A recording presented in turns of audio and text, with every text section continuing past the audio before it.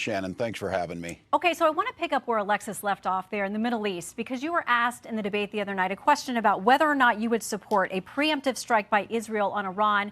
You didn't really get to an answer on that. So this administration continues to call for Israel to moderate its response after being attacked by Iran.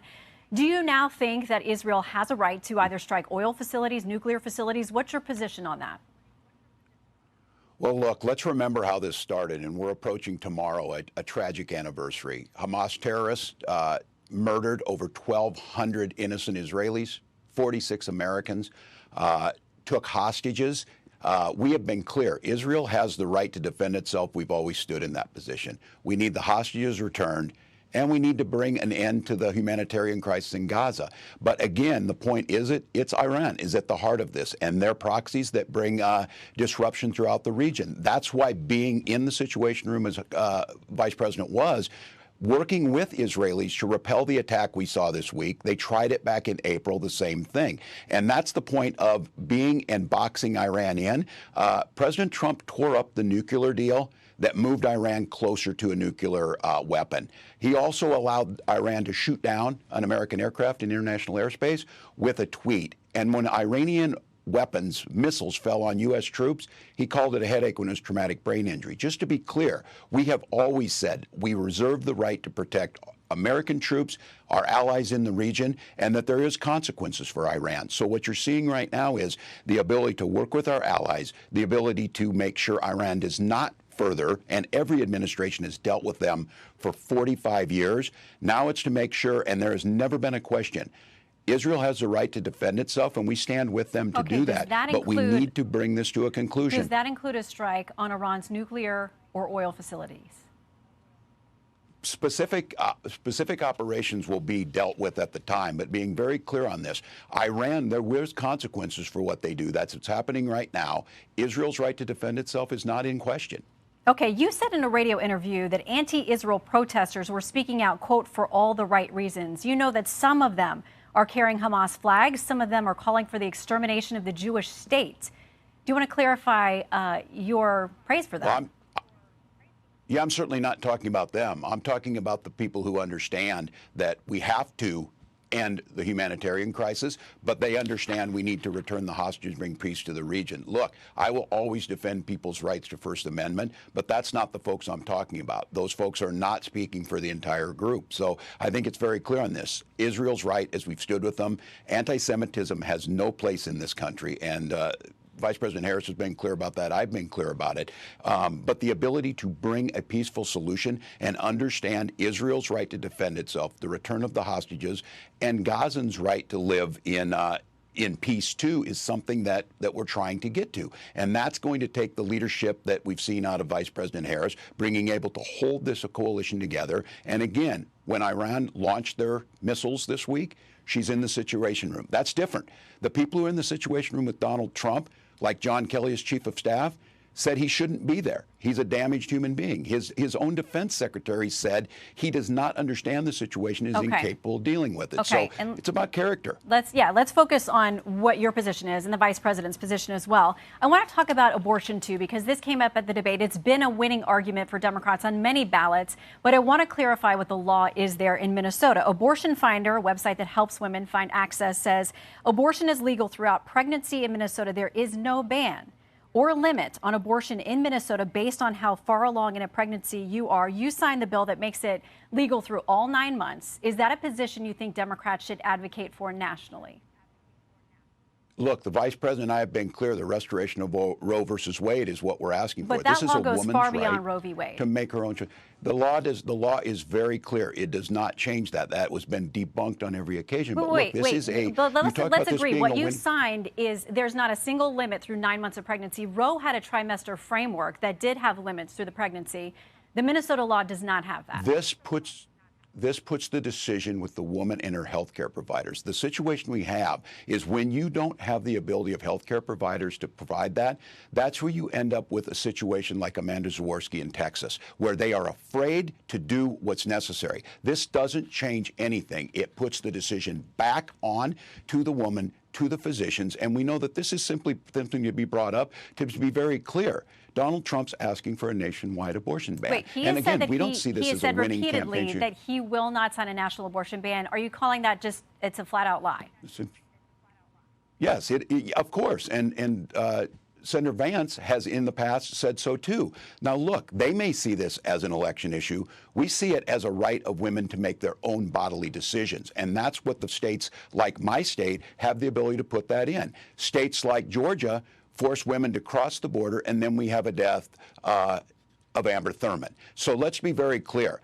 Trying to cut hairs on an issue on this is not where the American public's at. They want the restoration of Roe versus Wade. Vice President Harris said she would sign it. That's what we'll do when we're elected. But to be clear, the Minnesota law is women. far beyond Roe v. Wade. And about the Amber Thurman case in Georgia, her family has, and it's tragic, she is a young mother who left behind a young son.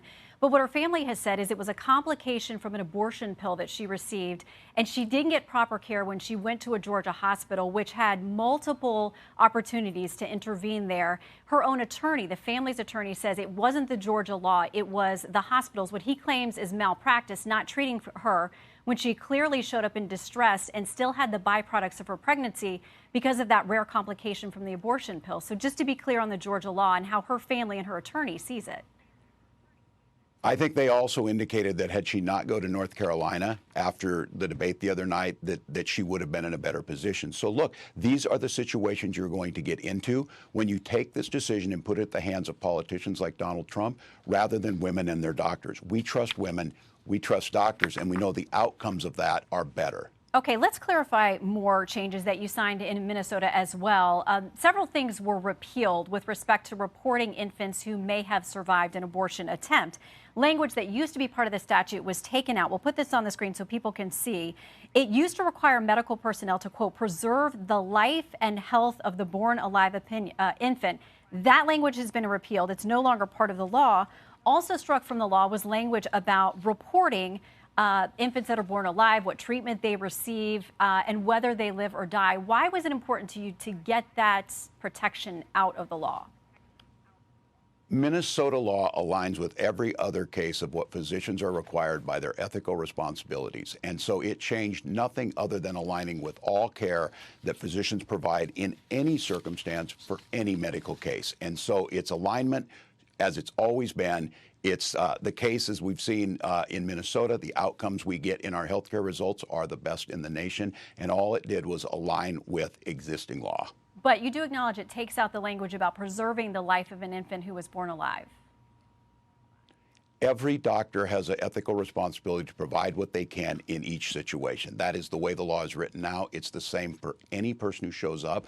And again, this is a distraction from the real issue here is women being forced into miscarriages, women being forced to go back home, get sepsis, potentially die, like we saw in cases in Texas, and maternal mortality rates in Texas have skyrocketed off the charts because of this. This is bad policy. Vice President and I have been very clear on this. We will restore the rights of Roe versus Wade. We will make sure women have their health care decisions. We will not put people's lives at risk because of the geography of where they live, and it will go back to the way it was before Donald Trump gleefully said, we've got the best of both worlds here. Things are wonderful. The states are handling it. It's a beautiful thing. It's not a beautiful thing to see women dying. It's not a beautiful thing to put doctors at risk of being imprisoned. It is not. It is not to see any single woman suffer. And by the way, there's not a single state, no matter how pro-life or restrictive their laws are, that do not allow a doctor to intercede. That's true in Georgia and Texas as well. I want to turn to the economy.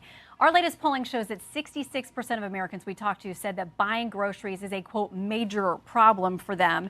And when we ask people about how they feel about the policies of this administration versus the previous, double the amount of people surveyed say that Biden-Harris policies have hurt them rather than help them and their families economically. That's in stark contrast to how they feel when asked about the Trump administration. So what would a Harris-Walz administration do different than a Biden-Harris administration when it comes to convincing people that the economy is going to get better for them because their perception is that it's not? Well, we saw a blockbuster jobs report this week. We saw interest rates come down, and we've also seen that Vice President Harris laying out a middle-class agenda. Look, I was in Ohio yesterday, in Cleveland, in Cincinnati, and talking about this. Folks in Ohio know that Donald Trump's policies led to 180,000 manufacturing jobs leaving. They understand when he left office, we had more people unemployed percentage-wise than the Great Depression. What Vice President Harris is talking about is making it more affordable to buy housing, and we've seen it in Minneapolis. When you have more housing stock, we've seen rates go down. We've seen more houses available. Also, the idea of price gouging. 37 states, Republican and Democratic states, have this. Corn is about $4.10 or so a bushel.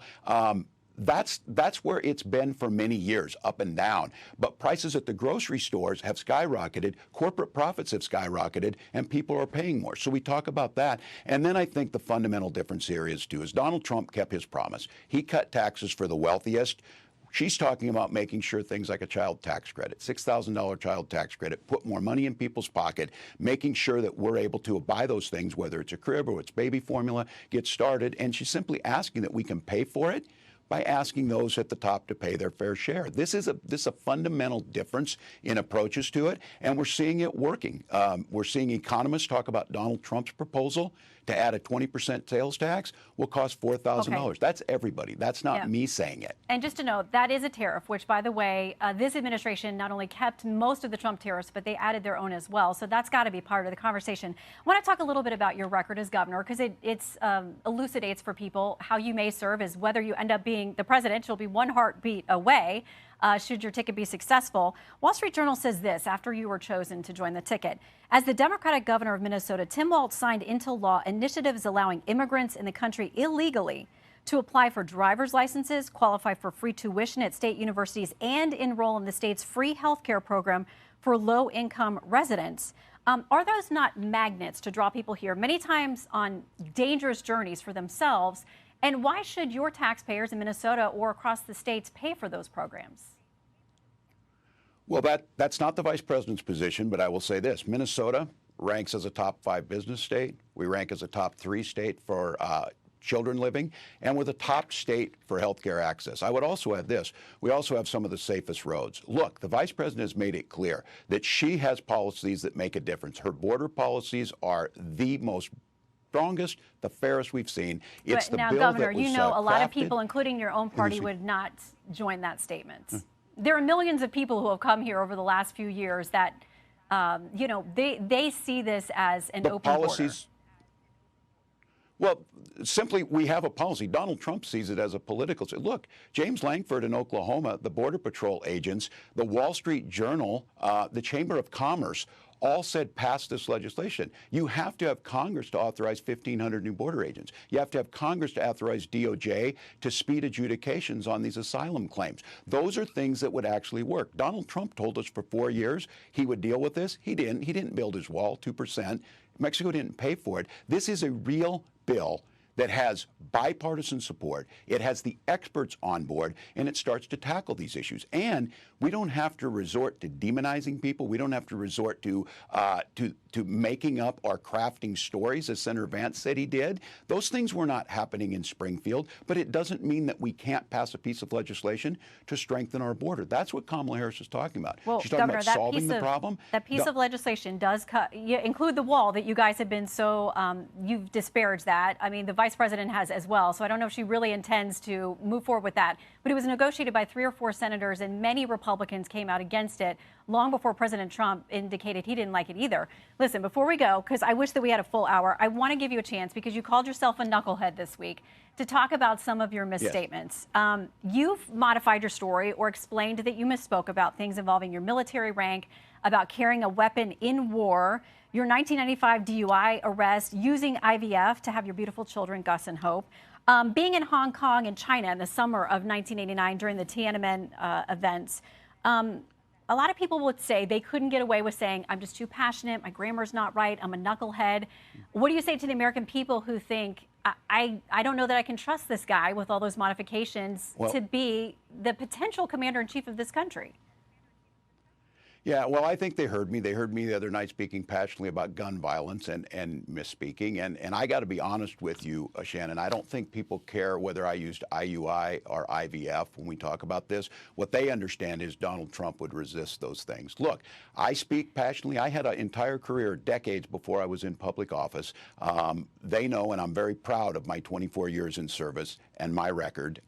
I have never disparaged someone else in this, but I know that's not what Donald Trump does. They disparage everyone, the personal attacks. I will own up when I misspeak. I will own up when I make a mistake. Let's be very clear. On that debate stage the other night, I asked one very simple question, and Senator Vance would not acknowledge that Donald Trump lost the 2020 election. I think they're probably far more concerned with that than my wife and I used IUI to have our child, and that Donald Trump would restrict that. So I think folks know who I am. My constituents here in Minnesota have elected me 8 times. They know where I'm at, and I'm proud to be on the ticket, and we'll deliver just like we have here in Minnesota. Right. And if we're going to deal in truth, both the president, the former president, and his nominee have said that they are very supportive of IVF. We are glad you have your precious family. We thank you for serving in uniform and your years and decades as a teacher. My mom was too. I know it's really hard work and sometimes very thankless. So, Governor, we appreciate your time.